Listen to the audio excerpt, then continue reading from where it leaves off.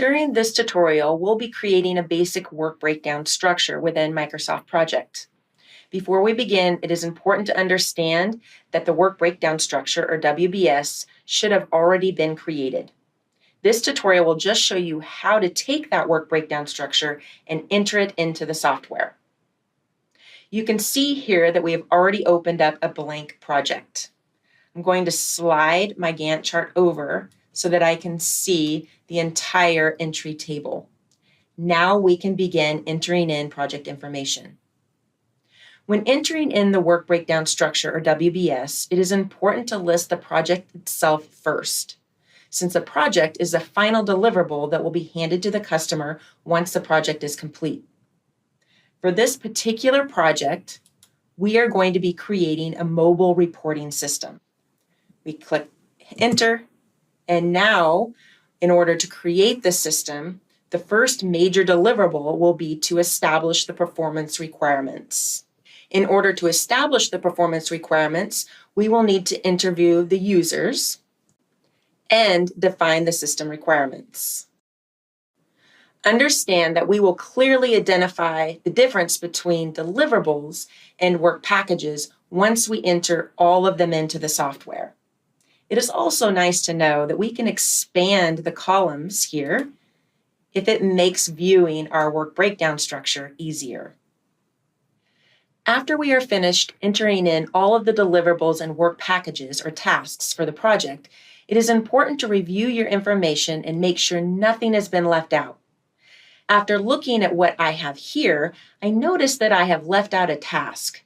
I can insert this task by right-clicking on the task below where I want the new task, and then selecting Insert Task. I now can enter in the name for the task.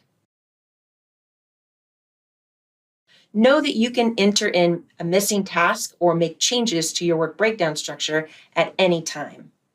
Now that we are certain that we have entered all of the necessary information in, we now need to clarify the difference between a deliverable and a work package. Remember that a deliverable is also known as a summary task. It is a summary of all the work indented underneath it. It does not directly consume time or resources. A work package is an activity that does directly consume time and resources. These activities are what we will use to build our schedule and our budget. The final deliverable is our project, so it is always listed first with all other deliverables and tasks indented underneath it. In order to show this in Microsoft Project, we simply select all the information underneath the project and then indent that information when we're in the Task tab. Next, we need to identify each of the major deliverables and indent the work packages that will need to be completed within each deliverable. For this particular project, our major deliverables are performance requirements, software, hardware, and prototype. We simply grab the work packages underneath each of those major deliverables and indent them again. We're going to do the same for software, indent, do this again for hardware, and finally prototype.